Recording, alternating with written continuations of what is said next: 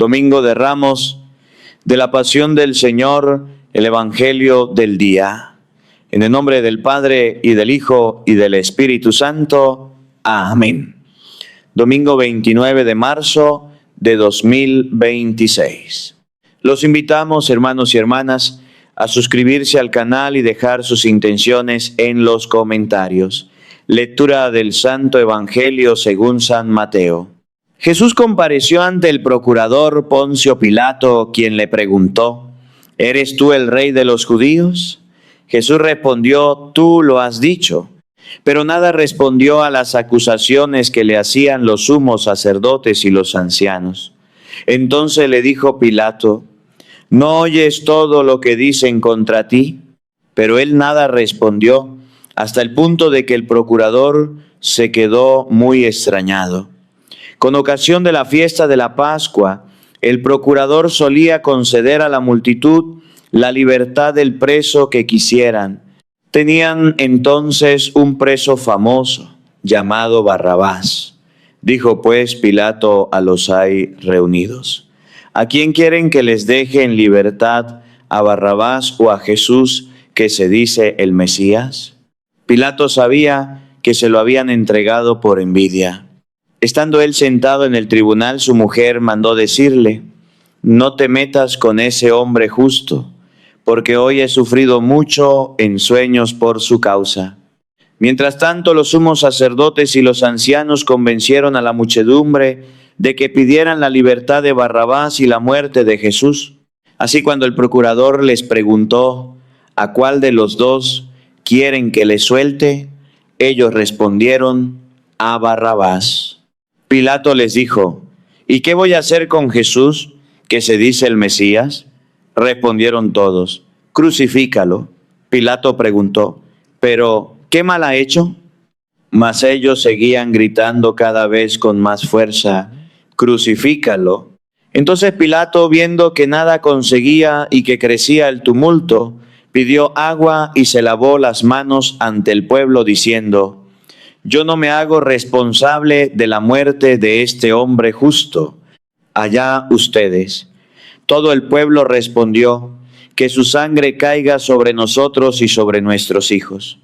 Entonces Pilato puso en libertad a Barrabás. En cambio a Jesús lo hizo azotar y lo entregó para que lo crucificaran.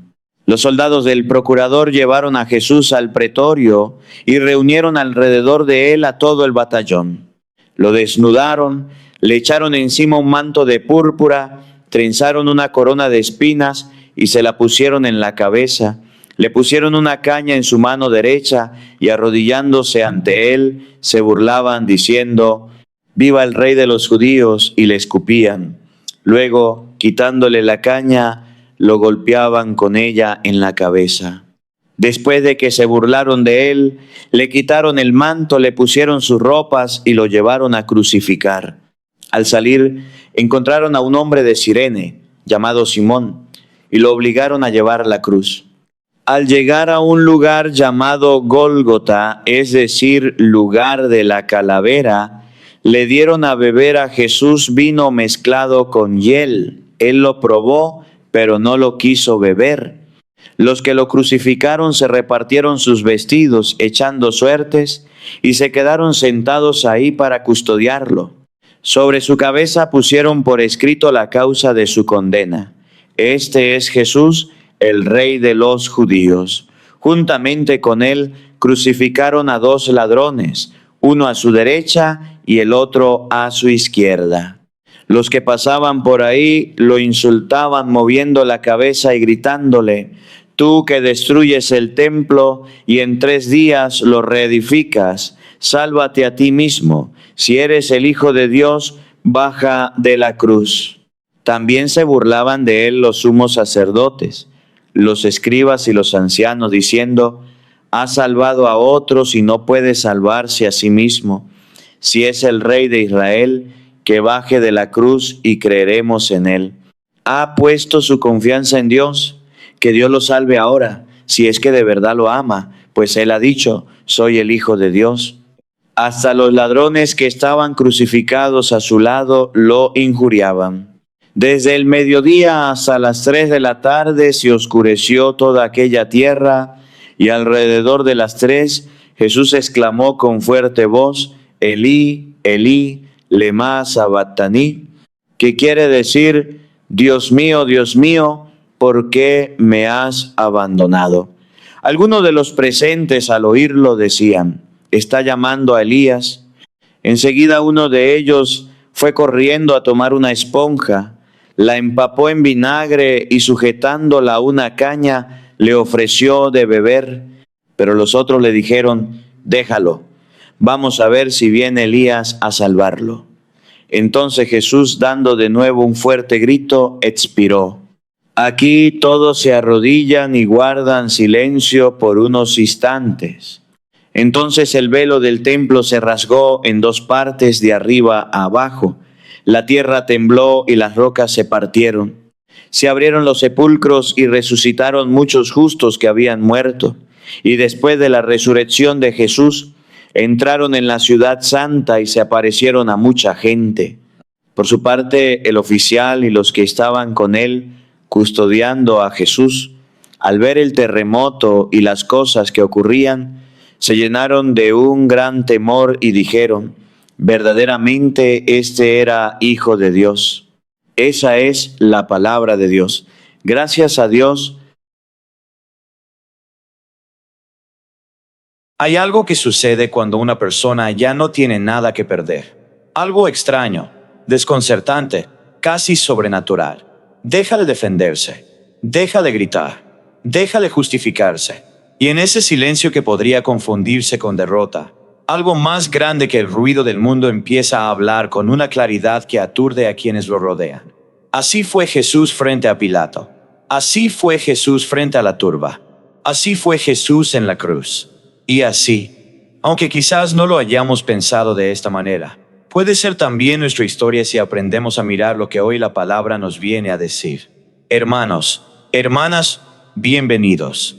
Sea cual sea el lugar del mundo desde donde nos están acompañando hoy, ya sea desde México, desde Colombia, desde España, desde Argentina, desde Estados Unidos o desde cualquier rincón del mundo donde el español es la lengua del corazón y la fe es el alimento del alma, les damos la más cálida bienvenida a esta reflexión del Evangelio de hoy, Domingo de Ramos de la Pasión del Señor. Este es uno de los días más solemnes, más densos, más cargados de significado de todo el año litúrgico. Y antes de comenzar, quiero pedirles algo muy sencillo. Si esta reflexión les toca el corazón, si algo de lo que van a escuchar hoy les mueve por dentro, compartan este video con alguien que lo necesite. Dejen en los comentarios qué parte de la pasión de Cristo les habla más directamente a su vida en este momento. Eso no es solo interacción en una pantalla, eso es comunidad, eso es iglesia viva, eso es la cadena de la fe que no se rompe. Y si todavía no forman parte de esta familia espiritual, suscríbanse al canal para que juntos podamos seguir caminando con la palabra cada día. Dicho esto, vamos a adentrarnos en el corazón de esta liturgia que la Iglesia nos propone hoy con toda su fuerza, con toda su crudeza y con toda su luz. Pensemos por un momento en lo que significa entrar en Jerusalén, no en la versión romántica y tranquila que a veces imaginamos. Pensemos en la realidad histórica de aquel momento, una ciudad llena de tensión política, una muchedumbre que lleva días acumulando frustración, autoridades religiosas que vigilan cada movimiento buscando el menor pretexto para actuar, soldados romanos en las esquinas con sus espadas reluciendo bajo el sol de primavera. En ese contexto, un hombre del norte, de Galilea, considerado sospechoso por las élites de poder, entra montado en un burro, rodeado por gente que agita ramos y grita hosana. Es una imagen que para cualquier observador político del momento debería haber parecido ridícula. Y sin embargo, hay algo en ese momento que estremece incluso 2000 años después, porque en esa entrada hay una declaración que ningún ejército podría haber hecho con mayor fuerza. El rey que viene no viene a conquistar con las armas, sino a amar con la vida entera. Pero la Iglesia nos propone hoy algo que no es solo el triunfo de los ramos. Nos propone la pasión completa. Nos pide que entremos en la oscuridad. Y eso, en nuestro mundo moderno que huye del dolor, que anestesia el sufrimiento con el entretenimiento, que cierra los ojos ante lo que duele, es un acto casi revolucionario de honestidad espiritual. Porque la fe no nos promete una vida sin cruz. La fe nos dice que incluso en la cruz, Dios está. Quiero que escuchen bien la primera lectura que nos propone la liturgia de hoy, tomada del libro del profeta Isaías. Ese texto que fue escrito siglos antes de que Jesús naciera y que sin embargo describe con una precisión que da vértigo lo que va a suceder en el Gólgota. Dice Isaías, el siervo del Señor, ofrecí la espalda a los que me golpeaban, la mejilla a los que me tiraban de la barba. No aparté mi rostro de los insultos y salivazos. Hermanos, ¿cuándo fue la última vez que alguien les hizo algo injusto y ustedes los sostuvieron en paz, sin explotar, sin vengarse, sin buscar la forma de devolverle el golpe? No me refiero solo a las grandes injusticias. Me refiero también a las pequeñas heridas cotidianas. El compañero de trabajo que se lleva el crédito por lo que ustedes hicieron. El familiar que los hiere con palabras y luego actúa como si nada. El vecino que les crea problemas sin motivo. La persona a quien amaron y que les traicionó. ¿Qué hicieron con eso? Isaías nos describe a un hombre que no apartó su rostro de los insultos y salivazos. Y luego añade algo que es la clave de todo. Pero el Señor me ayuda, por eso no quedaré confundido. No es estoicismo, no es resignación, no es debilidad, es confianza. Es una fe tan profunda, tan arraigada, tan enraizada en la certeza de que Dios no abandona, que se puede sostener el golpe sin que el golpe defina quiénes somos. Y luego viene San Pablo con esa carta a los Filipenses que es una de las cimas de toda la teología cristiana. Un poema que la iglesia primitiva cantaba y que describe el movimiento más asombroso de toda la historia, el descenso de Dios. Cristo, siendo Dios, no consideró que debía aferrarse a las prerrogativas de su condición divina, sino que, por el contrario, se anonadó a sí mismo, tomando la condición de siervo. Enenaros, vaciaos, hacerse nada para poder llenarse de humanidad, y hacerse no solo humano, sino esclavo. No solo esclavo, sino condenado a muerte.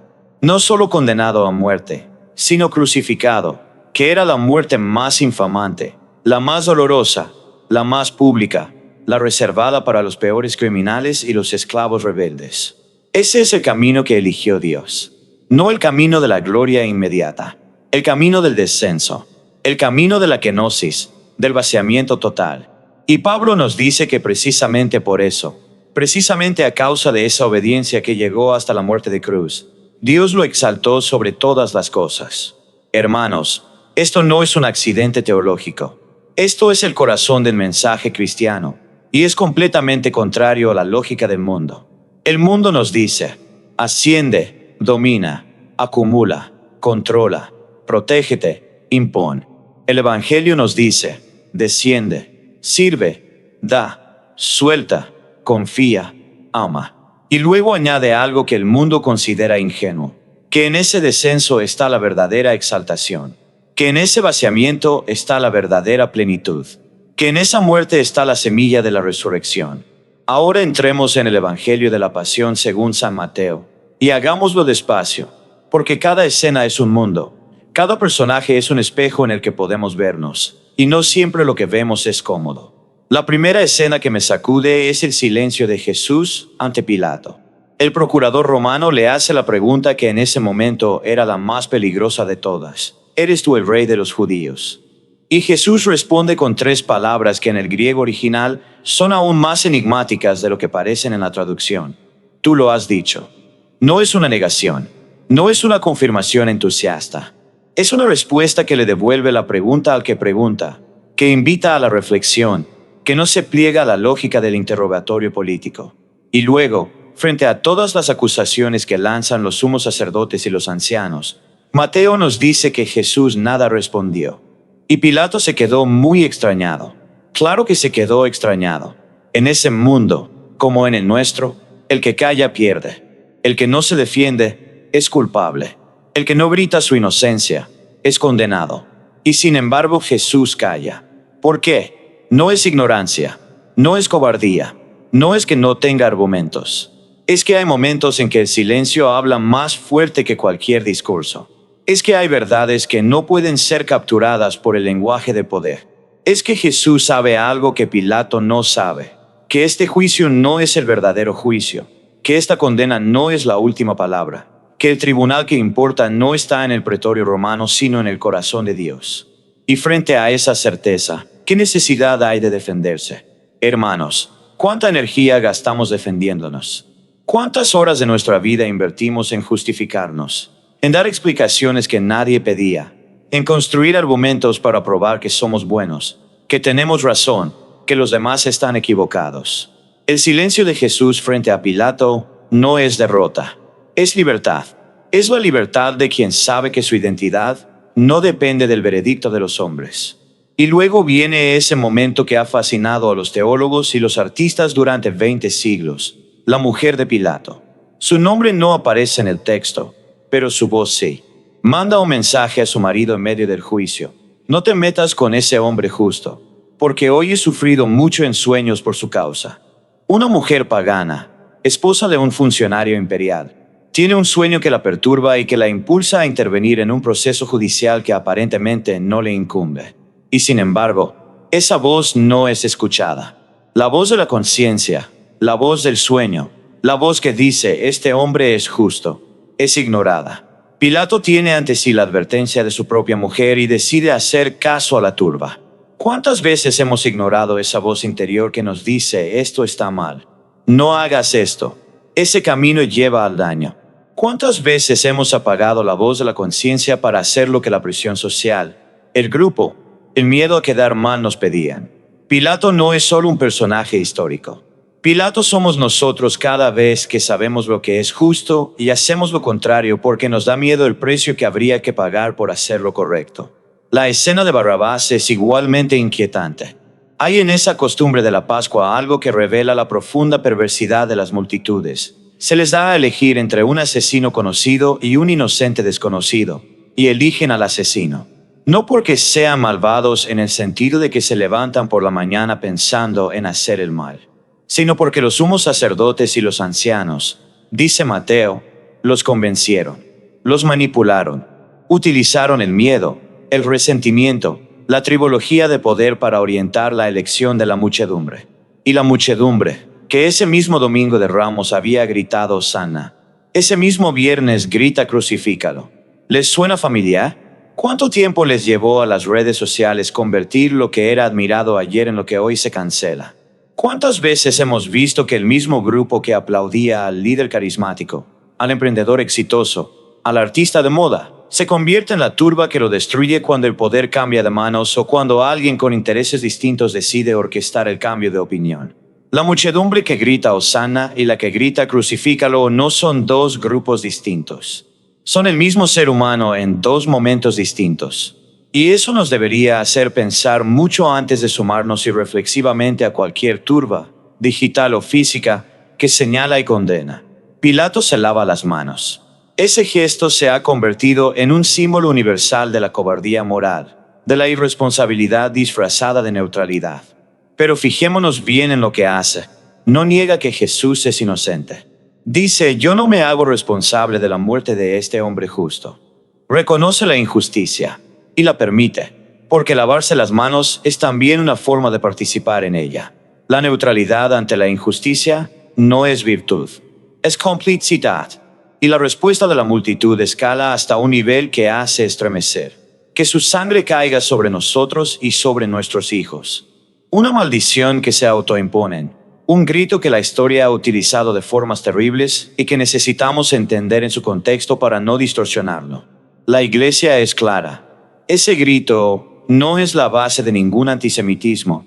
No puede nunca ser usado para culpar a ningún pueblo de la muerte de Cristo.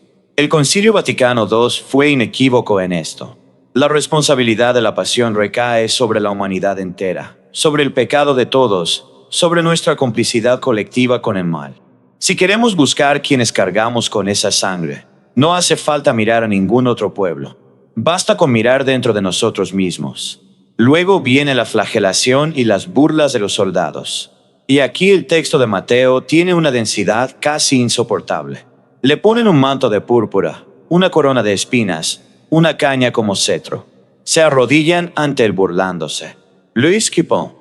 Lo golpean con la caña en la cabeza. Es una parodia crudelísima de la realeza.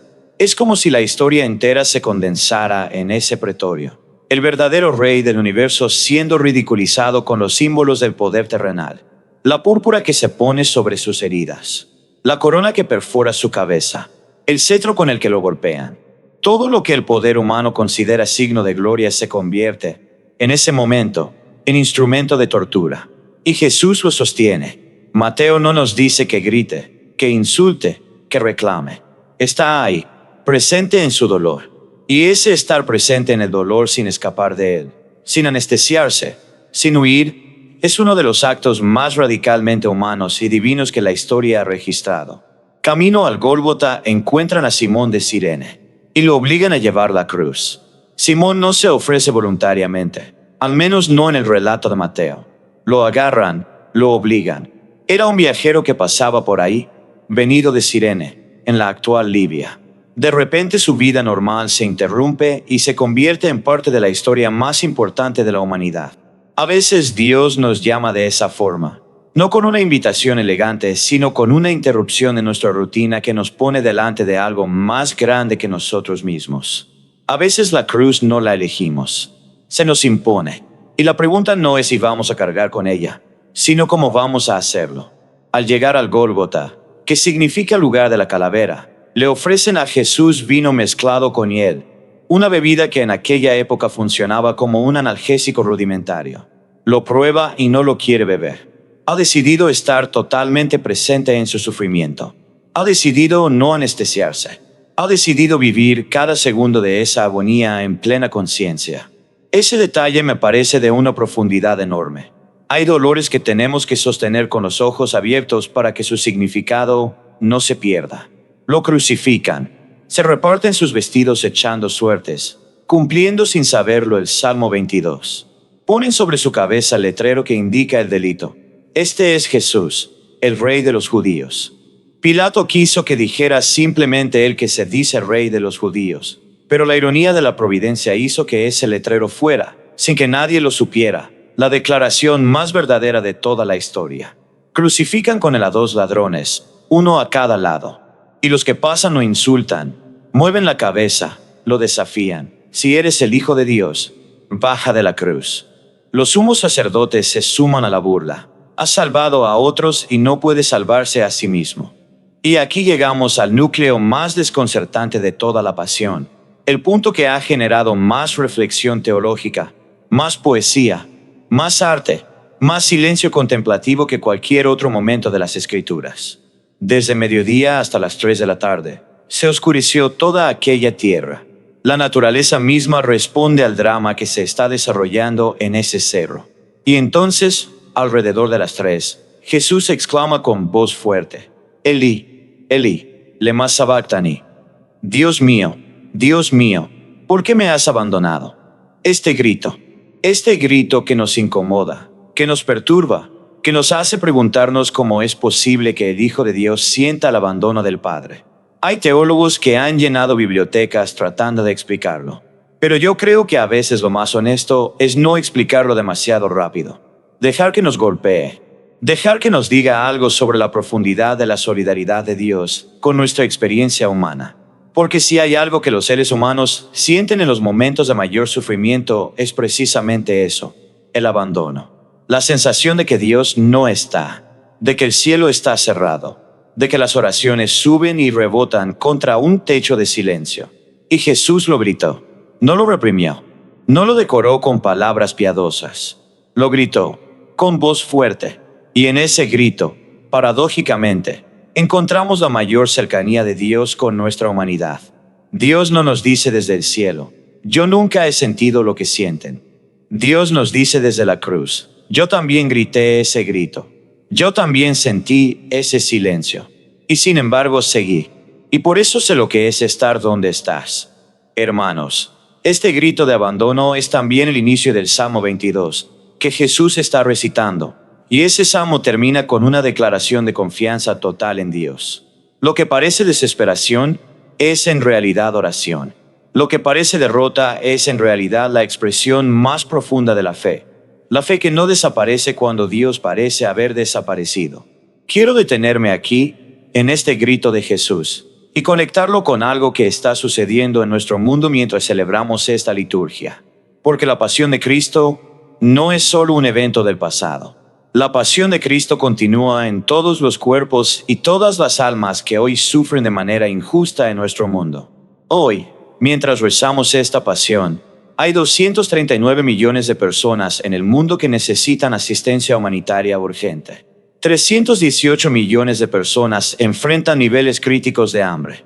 En Sudán, la peor crisis humanitaria del mundo hace que millones de niños dependan de ayuda para sobrevivir. Y la hambruna ya ha sido confirmada en regiones enteras del país.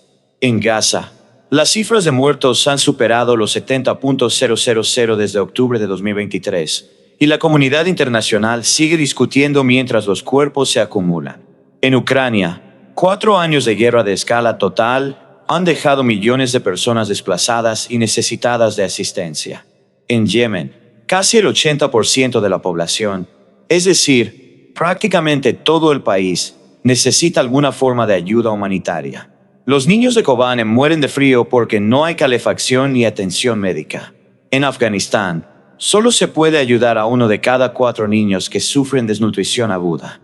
Y la organización internacional que coordina la ayuda ha reportado 338 ataques contra trabajadores humanitarios en un solo año, y más de 600 ataques contra instalaciones médicas entre 2023 y 2024. ¿Dónde está Dios en todo esto? Es la misma pregunta que Jesús gritó desde la cruz.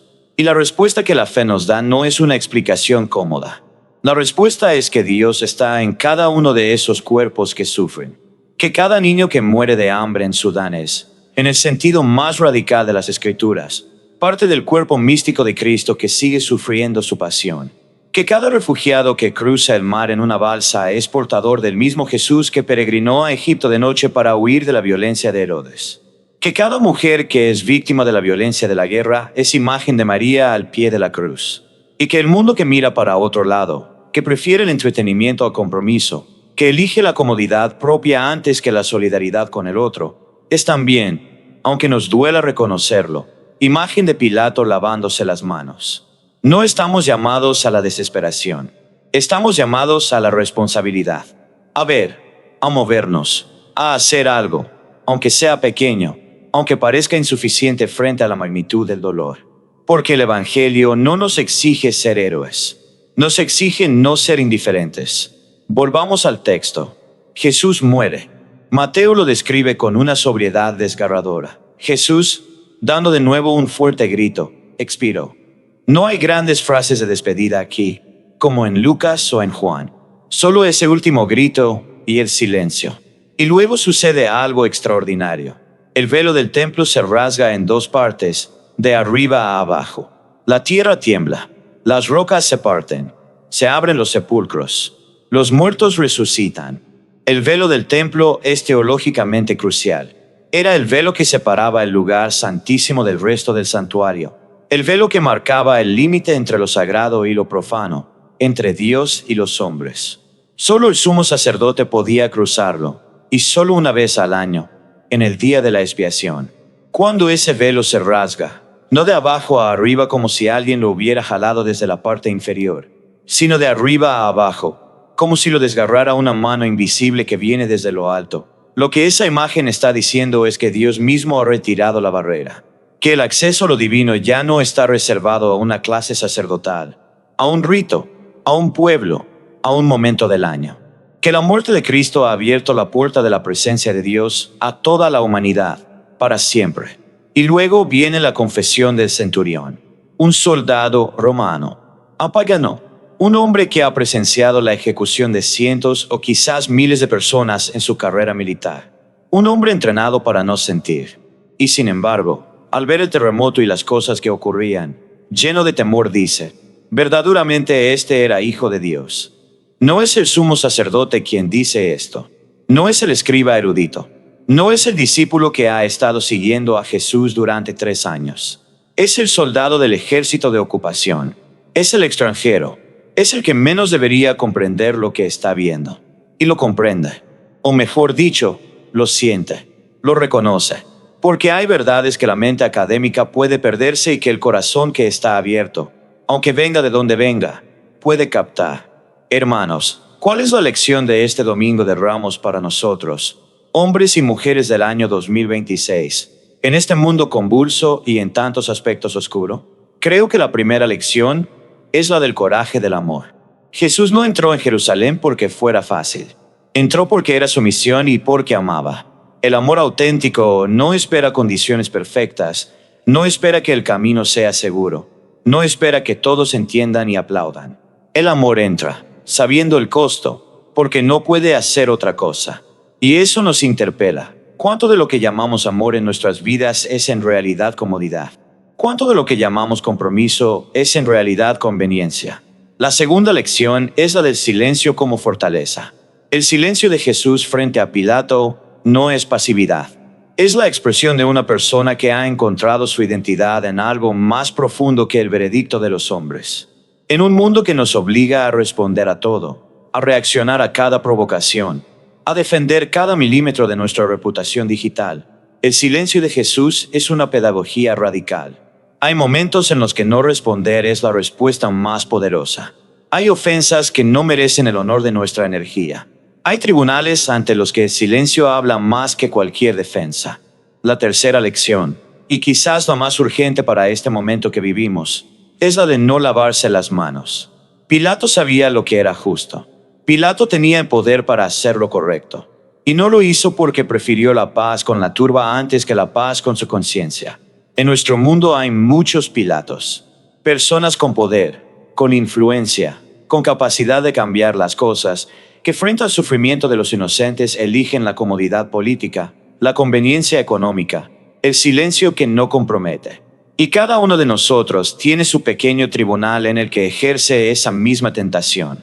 El patrón que puede defender al empleado tratado injustamente y prefiere no meterse en problemas. El padre o la madre que ven lo que le está pasando a su hijo y prefiere no preguntar para no tener que actuar.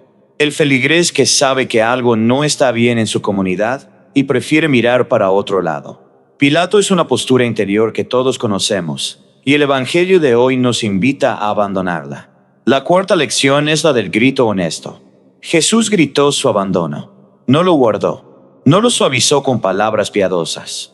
Lo gritó. Y eso nos dice que la fe auténtica no es la fe que no tiene dudas. No es la fe que no siente el peso del silencio de Dios. No es la fe que siempre tiene respuestas felices y cantos de alegría. La fe auténtica es la que grita en la oscuridad sin soltar la mano que parece no estar. Es la que ora incluso cuando la oración parece no llegar a ningún lado. Es la que sigue en camino incluso cuando no ve el final del camino. Y la quinta lección es la del centurión, que el reconocimiento de Cristo puede venir de los lugares más inesperados. Que Dios no está atrapado en nuestras estructuras religiosas, en nuestras tradiciones, en nuestros clubes de pertenencia. Que puede tocar el corazón de un soldado romano, de un migrante que nunca ha oído hablar del Evangelio, de una persona que viene de una fe diferente o de ninguna fe, y hacer que vea lo que a veces nosotros, que llevamos años en la iglesia, nos cuesta tanto reconocer. Eso nos invita a la humildad, a no ser custodios celosos de un Dios que escapa a todas nuestras custodias, a dejarlo ser más grande que nuestras ideas sobre él. Pero hay otro personaje en esta pasión que a menudo pasa desapercibido, y que yo creo que es uno de los más profundos: Judas. Mateo no incluye su arrepentimiento y muerte en este fragmento de la pasión que la liturgia proclama hoy, pero es imposible contemplar la pasión sin pensar en él, porque Judas es, de alguna manera, la sombra que recorre todo el relato. Judas traicionó a Jesús con un beso, con el gesto más íntimo, más cálido, más asociado con el afecto y la confianza. No lo traicionó con un insulto, no lo señaló desde lejos, lo entregó acercándose con los labios. Y eso nos dice algo muy oscuro y muy verdadero sobre la naturaleza de la traición. Las más profundas no vienen de los enemigos declarados, vienen de los más cercanos. Vienen de adentro del círculo de confianza. Y sin embargo, la historia de Judas no termina ahí. Mateo nos cuenta, en el capítulo anterior, que cuando Judas vio que Jesús había sido condenado, se arrepintió. Devolvió las 30 monedas de plata. Declaró ante los sumos sacerdotes que había entregado sangre inocente. Y luego fue y se ahorcó. El error de Judas no fue solo la traición. El error de Judas fue que se arrepintió sin confiar en que el perdón era posible. La diferencia entre Judas y Pedro, que esa misma noche negó 3 veces a Jesús, no es que Pedro fuera mejor persona. Es que Pedro, después de llorar amargamente, esperó. Esperó que Jesús lo buscara, que Jesús lo mirara, que Jesús le devolviera la posibilidad de recomenzar. Y Jesús lo hizo. Hermanos, hay una forma de arrepentimiento que nos destruye porque se queda encerrada en sí misma, que no se abre a la misericordia, que concluye que lo que hemos hecho es imperdonable. Y esa conclusión, por más que parezca una expresión de humildad, es en realidad una forma de soberbia. La soberbia de creer que nuestro pecado es más grande que la misericordia de Dios. No lo es. Nunca lo es. El corazón que reconoce su error y lo lleva ante Dios, que no se queda encerrado en la culpa, sino que la transforma en súplica. Ese corazón siempre encuentra una puerta abierta. Judas no lo supo ver. Pedro sí. ¿Y nosotros? Quiero hablar ahora de algo que rara vez se menciona en las homilías sobre la pasión, pero que creo que es esencial para nuestra vida concreta: el papel del tiempo en el sufrimiento. Jesús estuvo en la cruz durante horas. Desde la mañana, cuando lo crucificaron, hasta las 3 de la tarde, cuando expiró. Horas, no minutos. Y durante esas horas, el dolor fue creciendo, la sed fue creciendo, la asfixia fue avanzando, la humillación fue prolongándose. No fue un sufrimiento rápido, fue un sufrimiento que duró. Y eso nos dice algo a quienes estamos viviendo situaciones de dolor que no terminan, que se prolongan, que parecen no tener fin. Enfermedades crónicas que no se curan. Situaciones familiares que no se resuelven. Procesos laborales que se estiran. Dolores emocionales que permanecen incluso después de años. El hecho de que el sufrimiento dure no es señal de que Dios no está mirando. Es parte de la condición humana que Cristo asumió completamente, sin acortarla, sin saltársela. La tentación, cuando el dolor se prolonga, es buscar el atajo, hacer algo, lo que sea, para que pare. A veces esos atajos nos llevan a lugares mucho peores que la situación de origen. A veces la sabiduría está en sostenerse en el dolor el tiempo que haga falta, sin traicionarse, sin ceder a lo que sería más fácil pero más dañino. Jesús permaneció en la cruz el tiempo que tenía que permanecer. Y ese permanecer fue parte esencial de la salvación. Ahora bien, hay algo que necesito decir con mucha claridad, y es esto: sostener el dolor no significa buscarlo ni idealizarlo. El catolicismo no es una espiritualidad masoquista que valora el sufrimiento por sí mismo. La cruz no es buena porque sea la cruz. La cruz es redentora porque en ella hay amor. El sufrimiento que no está atravesado por el amor no salva a nadie. Lo que salva es el amor que acepta el sufrimiento cuando no hay otro camino, que no lo busca por placer sino que lo sostiene por fidelidad. Esa distinción es fundamental, y necesitamos hacerla con claridad para no deformar el Evangelio, ni convertir la espiritualidad de la cruz en algo que justifique el aguantar situaciones de abuso o violencia que nunca deberían tolerarse. Cristo tomó la cruz que le vino dada por su misión y su amor. No la buscó, no se autodañó. Aceptó lo que la fidelidad a su llamado le traía, sin escapar, pero tampoco sin elegirla por ella misma. Esa es la teología de la cruz que necesitamos predicar con honestidad. Quisiera detenerme también en la geografía de la pasión, porque cada lugar tiene su significado. Primero, el huerto de los olivos, ese lugar de oración y de angustia donde Jesús sudó sangre pidiendo que pasara el cáliz. Luego, el palacio del sumo sacerdote, donde fue interrogado de noche, donde Pedro lo negó al calor de una hoguera. Luego, el pretorio de Pilato, ese espacio del poder político romano donde la justicia fue sacrificada en el altar de la conveniencia. Luego, las calles de Jerusalén, cargando la cruz entre el griterío de la multitud. Y finalmente el Gólgota, el lugar de la calavera, ese montículo fuera de las murallas de la ciudad donde se ejecutaba a los condenados. Fuera de la ciudad, no en el templo, no en el palacio, no en el centro de poder religioso o político, sino afuera, en la periferia, en el lugar de los excluidos, de los rechazados, de los que no merecen morir dentro de los muros sagrados. Y ahí, en ese lugar de la exclusión, es donde Dios elige clavar su bandera, donde elige hacer la obra más grande de la historia. Fuera de los centros de poder, en la periferia, entre los últimos. Esta geografía tiene una implicación directa para nosotros. Si queremos encontrar a Cristo, tenemos que ir a donde van los últimos. No podemos buscar a Dios solo en los templos bien decorados, en los retiros espirituales de lujo, en las conferencias de gran producción. Dios también está, y quizás más intensamente, en el hospital donde muere el anciano solo, en la cárcel donde hay personas que nadie visita, en el barrio donde la pobreza ha borrado la esperanza, en la frontera donde el migrante espera sin saber si le abrirán la puerta. El Gólgota tiene su equivalente en nuestra geografía contemporánea, y la pregunta que este evangelio nos hace es si tenemos el coraje de ir hasta ahí. Hablemos también de letreros sobre la cruz. Este es Jesús, el Rey de los judíos. Pilato lo mandó poner. Los sumos sacerdotes protestaron y le pidieron que pusiera en cambio el que se dice Rey de los judíos. Y Pilato, que en todo lo demás cedió, en esto no cedió. Dijo: lo que he escrito, escrito está. Hay una cierta ironía cósmica en esto. El hombre que lavó sus manos para escapar de su responsabilidad, el hombre que entregó al inocente para complacer a la turba, ese mismo hombre, sin saberlo, puso sobre la cruz de Cristo la declaración más verdadera que se podría haber escrito. Y además la puso en 3 idiomas: hebreo, latín y griego, las 3 grandes lenguas de ese mundo mediterráneo, para que todos pudieran leerla. Como si la providencia quisiera que ningún pueblo quedara sin saber quién era aquel que moría en esa cruz. 3 idiomas, 3 culturas, 3 mundos. La muerte de Cristo es para todos, no para un grupo, no para una nación, no para un periodo de la historia. Es para toda la humanidad, en todo tiempo, en toda lengua, en toda cultura. Y esa universalidad tiene una consecuencia directa. Nadie puede ser excluido de la misericordia de Dios. Nadie puede ser declarado demasiado lejos de la salvación. Nadie puede ser señalado como alguien a quien Dios ha abandonado para siempre. El letrero de la cruz, en 3 idiomas, es la proclamación de la inclusión radical de Dios. Quiero también reflexionar sobre el significado de las tinieblas que cubrieron la tierra desde el mediodía hasta las 3 de la tarde.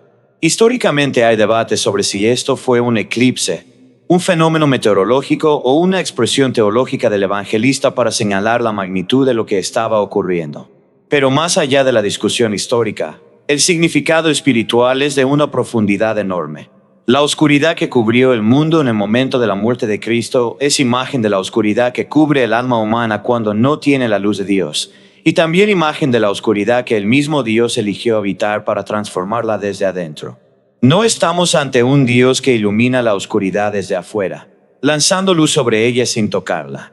Estamos ante un Dios que entró en la oscuridad, que la habitó, que la vivió, que la sostuvo en su cuerpo.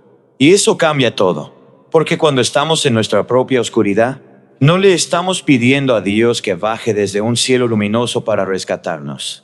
Le estamos pidiendo que salga del lugar en que ya está, adentro de nuestra oscuridad, habiéndola habitado ya, habiéndola conocido ya desde adentro. Eso cambia la calidad de la oración. No es la oración de quien llama desde afuera a alguien que está lejos. Es la oración de quien habla con alguien que ya está aquí, que ya sabe, que ya conoce este lugar oscuro porque lo habitó antes que nosotros. Hermanos, estamos en el año 2026, y el mundo que habitamos es un mundo en el que las palabras luz y oscuridad han adquirido nuevas dimensiones. La oscuridad de las guerras que no terminan. Daref igual a almohadilla en Sudán. La peor crisis humanitaria del momento /diagonal, con más de 33 millones de personas que necesitan asistencia, con hambruna confirmada en regiones enteras, con niños que mueren porque la ayuda no puede llegar. La oscuridad de Gaza, donde después de más de 2 años de conflicto devastador, los números de víctimas han superado lo que la imaginación puede procesar. La oscuridad de Ucrania, que está a punto de cumplir 4 años de guerra total. La oscuridad de Yemen, donde casi el 80% de toda la población necesita alguna forma de ayuda para sobrevivir. La oscuridad de los 318 millones de personas que hoy, mientras celebramos esta liturgia, no tienen suficiente para comer.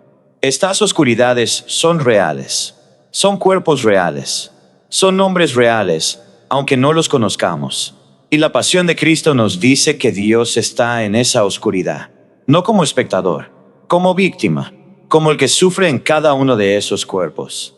Lo que hicieron a uno de estos pequeños, a mí me lo hicieron.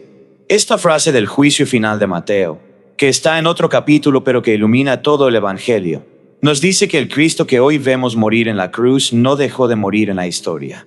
Sigue muriendo en cada cuerpo que la injusticia destruye, y sigue resucitando en cada acto de amor que rehúsa resignarse ante el dolor del otro. ¿Qué nos toca hacer a nosotros? No podemos resolver todas esas crisis. No tenemos ese poder, pero podemos hacer algo. Podemos informarnos, podemos rezar, podemos apoyar a las organizaciones que trabajan en esos lugares, podemos exigir a nuestros representantes políticos que actúen, podemos ser más austeros en nuestro consumo para que los recursos del mundo se distribuyan mejor. Podemos educar a nuestros hijos en la solidaridad con los que sufren lejos. Y podemos, sobre todo, no mirar para otro lado. Porque mirar para otro lado, como aprendemos hoy del Evangelio, tiene un nombre. Se llama lavarse las manos. Y ya sabemos lo que eso significa. Quiero hacer ahora una reflexión sobre la dimensión eclesial de este Domingo de Ramos. La Iglesia, en su sabiduría litúrgica, no nos propone contemplar la pasión de forma individual y privada. Nos convoca juntos, como comunidad, como asamblea. La procesión de los ramos no es un acto individual, es un acto comunitario. El pueblo de Dios camina junto, con ramos en la mano, como aquel pueblo de Jerusalén que salió a recibir a su rey. Y luego, en la misma celebración, el pueblo de Dios proclama juntos la pasión. Y en muchas tradiciones, diferentes voces hacen las partes de los distintos personajes. La asamblea misma hace la voz de la turba que grita, crucifícalo. Y eso es profundamente intencionado, para que no quedemos como observadores externos de un drama pasado, sino como participantes que reconocemos en nuestra voz colectiva la misma voz que en algún momento de la historia, y quizás también en algún momento de nuestra vida, ha elegido el mal sobre el bien, la comodidad sobre la justicia, Barrabás sobre Cristo. La liturgia es sabia porque no nos deja escapar. Nos coloca en el lugar de la turba para que sintamos el peso de lo que significa gritar crucifícalo y luego nos preguntemos, ¿cuándo lo hago yo? ¿Cuándo mi indiferencia, mis prejuicios, mis miedos, mi complicidad con sistemas injustos es equivalente a ese grito? ¿A quién estoy crucificando en mi vida con mis palabras, con mis silencios, con mis decisiones? Y luego, al salir de la iglesia, todavía con el ramo verde en la mano, símbolo de la esperanza que no muere, se nos pide que llevemos esa pregunta a la semana que comienza, la semana más santa del año, la semana en que la Iglesia nos invita a desacelerar, a rezar, a participar en las celebraciones del Triduo Pascual, a prepararnos para la gran vigilia del sábado donde se encenderá el fuego nuevo y se cantará el Exultet y se proclamará la resurrección. Pero para llegar bien al domingo de Pascua, necesitamos vivir bien el viernes de la cruz. No hay resurrección sin pasión. No hay Pascua sin crucifixión. No hay luz de Pascua sin la oscuridad del Calvario. Y la Iglesia, con su sabiduría que acumula siglos, nos invita a no saltarnos ningún paso. Tengo para ustedes también una reflexión que quiero compartir sobre lo que significa hoy ser cristiano en un mundo que frecuentemente menosprecia o ridiculiza la fe. En muchos contextos culturales, tanto en América Latina como en España y en las comunidades hispanas de los Estados Unidos, ser católico practicante es algo que ya no viene automáticamente dado por el entorno, sino que requiere una elección consciente. Las iglesias se vaciaron en muchos lugares. Las nuevas generaciones abandonaron la práctica religiosa en proporciones que hubieran sido inimaginables hace apenas 2 o 3 generaciones. Y muchos de los que permanecen en la fe lo hacen bajo la mirada curiosa, irónica o directamente crítica de quienes los rodean. La pasión de hoy también nos habla a eso, porque Jesús fue ridiculizado precisamente por su postura religiosa. Los sumos sacerdotes se burlaron de su relación con Dios. Ha puesto su confianza en Dios. Que Dios lo salve ahora, si es que de verdad lo ama. Es la burla de quien no comprende, de quien ve la fe como ingenuidad, de quien cree que confiar en Dios es una debilidad de los que no tienen recursos propios para sostenerse. Y Jesús permaneció fiel a esa confianza incluso cuando resultaba ridícula a los ojos del mundo. Incluso cuando el Dios en quien confiaba parecía ausente. Incluso cuando los signos externos decían que esa confianza era una ilusión. Hermanos, si en su entorno la fe es algo que genera comentarios irónicos, Si en su familia hay personas que ven la práctica religiosa como algo desfasado o inútil, si en su trabajo o en su círculo social ser católico practicante requiere cierta valentía, este evangelio les habla directamente. La fe no es una garantía de que todo irá bien según los criterios del mundo. Es una garantía de que no estaremos solos, aunque el mundo piense que lo estamos. Es una ancla en la tormenta, no un escudo que nos exime de la tormenta.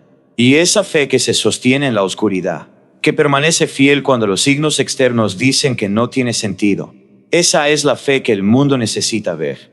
No la fe que solo funciona cuando todo va bien. La fe que permanece cuando todo parece ir mal, como la de María al pie de la cruz, como la de las mujeres que volvieron al sepulcro el domingo por la mañana sin saber todavía lo que encontrarían, como la del ladrón buen que, muriendo, confió en que la vida tenía todavía algo que ofrecerle. Quiero hablar también, brevemente, sobre la tradición del ramo bendito. En las culturas hispanas, el ramo bendito del Domingo de Ramos tiene una importancia que va mucho más allá de lo meramente ceremonial.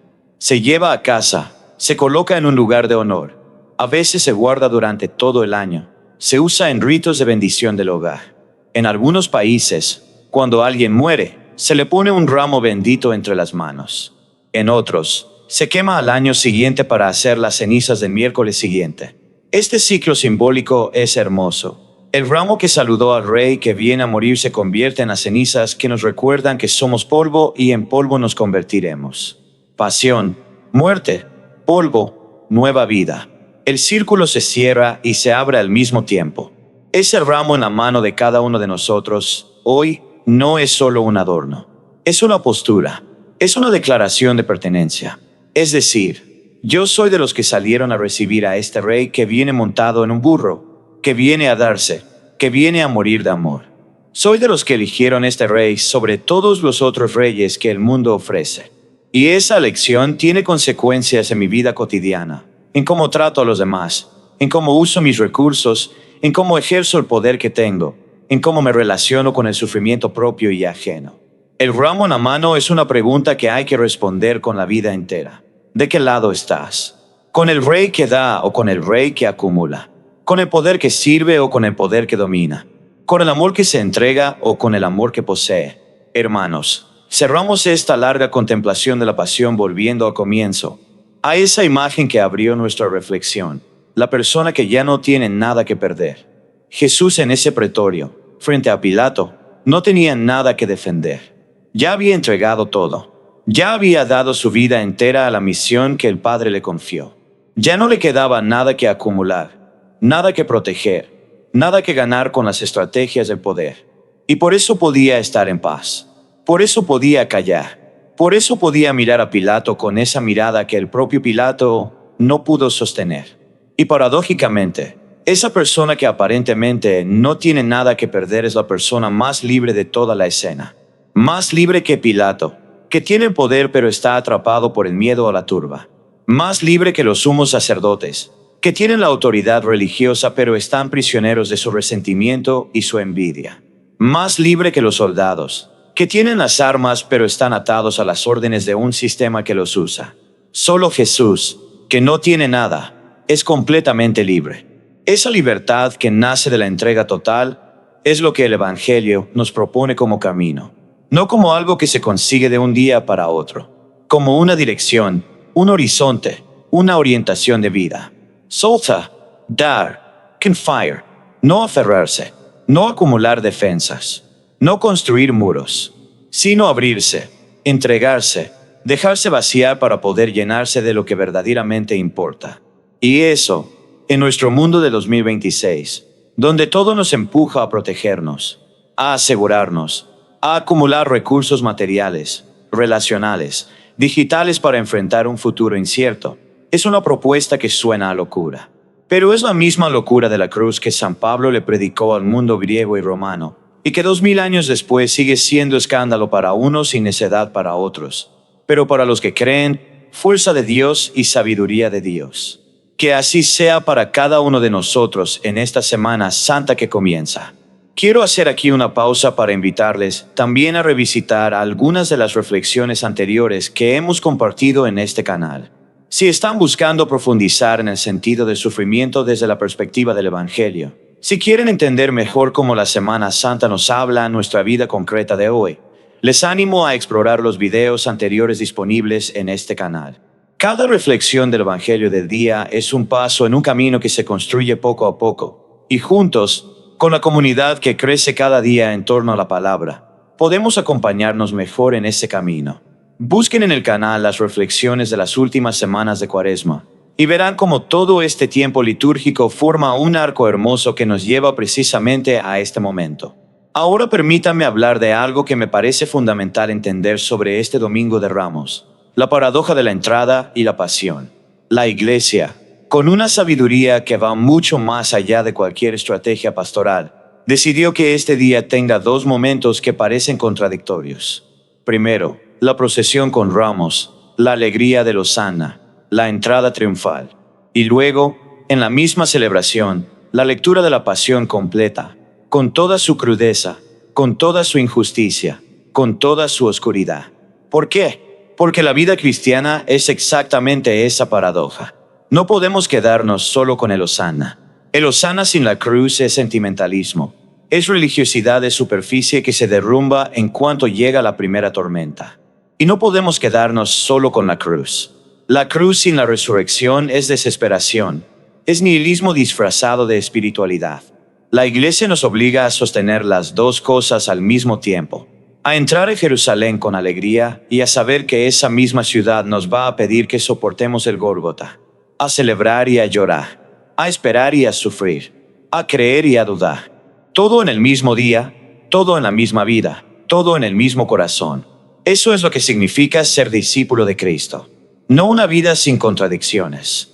Una vida que aprende a sostener las contradicciones con fe, con esperanza, con amor y con los pies bien puestos en la tierra. Hermanos, en este punto de la reflexión quiero detenerme para pedirles algo más. Si este canal les ha ayudado en algún momento a acercarse a la palabra, a entender mejor su fe, a rezar cuando no encontraban las palabras, déjenos saber con un like y suscribiéndose. Cada suscripción es una persona más que se incorpora a esta red de fe que crecemos juntos. Y compartan este video con esa persona que ustedes saben que necesita escuchar algo de lo que hemos reflexionado hoy. A veces el mensaje que una persona necesita llega a través de nosotros. Y el simple acto de compartir un video es una obra de misericordia espiritual en el mundo digital de hoy. Quisiera ahora hacer una reflexión más personal, más íntima, sobre lo que significa vivir nuestra propia pasión. Porque todos, sin excepción, estamos atravesando o hemos atravesado momentos en los que la vida nos ha impuesto una cruz que no pedimos. Una enfermedad que llegó sin avisar. Una ruptura que destruyó lo que creíamos sólido. Una pérdida que dejó un vacío que ninguna palabra puede llenar. Una traición de alguien en quien confiábamos completamente. Un fracaso que cuestionó todo lo que creíamos ser. Un hijo que tomó un camino que nos parte el corazón. Una situación económica que nos ha robado la dignidad de poder proveer para los nuestros. Cada uno de nosotros tiene su Gólgota. Cada uno tiene su momento de oscuridad de mediodía. Ese momento en que parece que la luz se apaga y no se sabe si va a volver. Cada uno tiene su grito interior, aunque no siempre tengamos el valor de pronunciarlo. Y la pasión de Cristo, que hoy contemplamos con la Iglesia Universal, nos dice algo absolutamente fundamental sobre esos momentos. No estamos solos. Que la oscuridad que sentimos no es señal de ausencia de Dios. Que el grito que llevamos dentro no es blasfemia, es oración. Que el velo que nos parece que está entre nosotros y Dios ya fue rasgado, de arriba a abajo, por manos divinas, hace 2000 años. Lo que nos toca a nosotros es mantenernos en pie, como María al pie de la cruz. La figura de la Virgen en la Pasión es uno de los testimonios más poderosos de la fe que podemos encontrar. Mateo no la menciona hasta el final, y lo hace brevemente. Entre las mujeres que estaban mirando desde lejos estaba María Magdalena, María la madre de Santiago y José, y la madre de los hijos de Zebedeo. No habla explícitamente de María la madre de Jesús, pero Juan sí lo hace, y la imagen de esa madre al pie de la cruz de su hijo es una imagen que toda madre, todo padre, todo ser humano que ha visto sufrir a alguien que ama sin poder hacer nada, conoce desde adentro. María no comprende todo. No tiene una explicación teológica completa de lo que está pasando, pero está. Permanece. No huye. No se desmorona hasta el punto de no poder estar presente. Sostiene con su presencia lo que no puede cambiar con su acción. Y esa capacidad de estar, de acompañar, de no abandonar aunque no podamos resolver, es quizás una de las formas más altas del amor humano. ¿Cuántas veces hemos escapado de alguien que sufre porque no sabíamos qué decirle? ¿Cuántas veces hemos dado la vuelta porque ver el dolor ajeno nos incomodaba? Nos recordaba nuestra propia fragilidad, nos hacía sentir impotentes. María al pie de la cruz nos enseña que a veces el mayor regalo que le podemos dar a alguien que está en su Gólgota no es tener las palabras correctas, es simplemente estar. Permanecer, no huir de su oscuridad. Pensemos también en el papel de las mujeres en la pasión de Cristo. A lo largo de todo el relato, son las mujeres quienes aparecen con mayor constancia, mayor fidelidad, mayor valentía. La mujer de Pilato que advierte sobre la inocencia de Jesús. Las mujeres que lo lloran por el camino, según el relato de Lucas. Las que lo siguen hasta el pie de la cruz cuando los varones han huido. Las que están presentes en el entierro. Las primeras que irán al sepulcro. La pasión es, entre otras cosas, un testimonio poderoso del protagonismo de las mujeres en la historia de la salvación, un protagonismo que la Iglesia ha tardado siglos en reconocer plenamente y que todavía debe seguir honrando con mayor claridad y profundidad. Quiero hablar también de la figura de los dos ladrones crucificados junto a Jesús. Mateo nos dice que ambos lo injuriaban, pero sabemos por el Evangelio de Lucas que en algún momento uno de ellos cambia. Uno de ellos, en medio de su propio dolor, en medio de su agonía, logra ver a Jesús de una manera diferente y le pide: Jesús, acuérdate de mí cuando vengas en tu reino. Ese hombre, ese ladrón, ese criminal, ese excluido por la sociedad, ese que no tiene nada que ofrecer, ese que llega a Jesús sin nada más que su miseria y su reconocimiento, recibe de Jesús la promesa más hermosa que labios humanos han pronunciado: hoy estarás conmigo en el paraíso. La salvación no requiere una vida perfecta. No requiere años de práctica religiosa impecable. No requiere estar del lado correcto de la ley, ni tener una teología elaborada. Requiere reconocer a Jesús en medio de su propia miseria y pedirle que no se olvide de nosotros. El ladrón buen es el prototipo de todos los que llegamos a Dios sin méritos, con nuestras manos vacías, pero con el corazón abierto. Y la respuesta de Jesús es siempre la misma: el paraíso no se merece, se recibe. Pensemos, hermanos, en nuestra propia vida. ¿Cuántos de nosotros hemos llegado a este momento sintiéndonos más parecidos al ladrón que al discípulo amado? ¿Cuántos de nosotros traemos una historia llena de decisiones que quisiéramos no haber tomado, de personas a las que hemos herido, de oportunidades que desperdiciamos, de tiempo que gastamos en lo que no valía la pena? El ladrón del Evangelio es nuestra historia, y la respuesta de Jesús al ladrón es también nuestra promesa.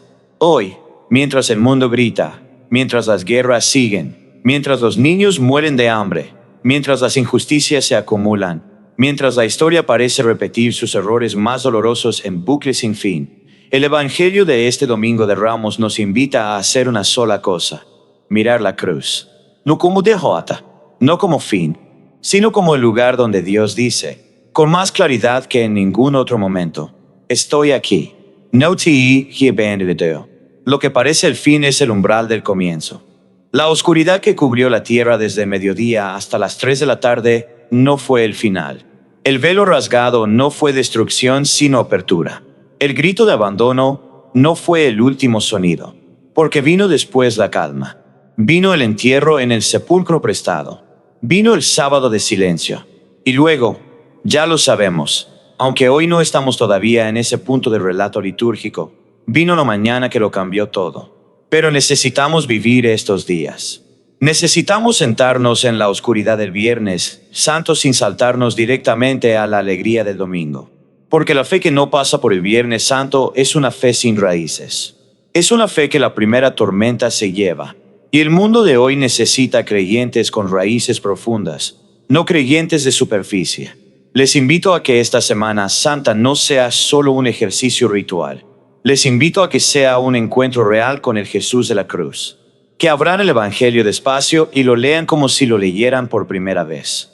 que visiten el Santísimo, que hagan el Vía Crucis aunque sea en casa, que se detengan ante el Cristo crucificado de su parroquia o de su hogar y le cuenten lo que están cargando, que busquen a alguien que está en su propio Gólgota y simplemente lo acompañen, que hagan algún gesto concreto de solidaridad con quienes sufren, ya sea apoyando una iniciativa humanitaria, ya sea simplemente llamando por teléfono a alguien que está solo, ya sea perdonando algo que tienen pendiente de perdonar. Porque el Evangelio no se queda en el pergamino. El Evangelio se encarna. Se hace carne en nuestras decisiones, en nuestras relaciones, en nuestra forma de tratar al más débil, al más olvidado, al más golpeado por la vida. Y si queremos saber si hemos comprendido algo de la pasión que hoy contemplamos, la pregunta no es si hemos llorado durante la proclamación del texto, que también está bien. La pregunta es si algo va a cambiar en nuestra vida a partir de este momento. El Señor les bendiga en este inicio de la Semana Santa. Que estos días sean para todos ustedes un tiempo de gracia, de silencio interior, de encuentro honesto con Dios y con ustedes mismos. Que la pasión de Cristo, que hoy hemos contemplado juntos, sea luz para su oscuridad, fuerza para su cansancio, esperanza para su desesperanza y amor para su soledad. Antes de cerrar, les pido que en los comentarios compartan esta semana cuál es la cruz que necesitan entregarle a Jesús. No tienen que dar detalles que no quieran dar. Pueden escribir simplemente una enfermedad, una relación, el trabajo, la familia, la fe. Y entre todos podemos rezar los unos por los otros. Eso es iglesia. Eso es lo que nos diferencia de ser solo espectadores de un canal de YouTube. Somos comunidad de fe y la comunidad ora unida. Denle like a este video si algo de lo que hemos reflexionado hoy les ha llegado al corazón. Y compartan este video para que más personas puedan caminar con la palabra en estos días tan sagrados. Y si aún no se han suscrito al canal, este es el momento. Les esperamos aquí cada día con el Evangelio de hoy y con la reflexión que nos propone la liturgia de la Iglesia. Que el Dios que no abandonó a Jesús en el Gólgota no los abandone a ustedes en ningún momento de su vida. Hasta el próximo día.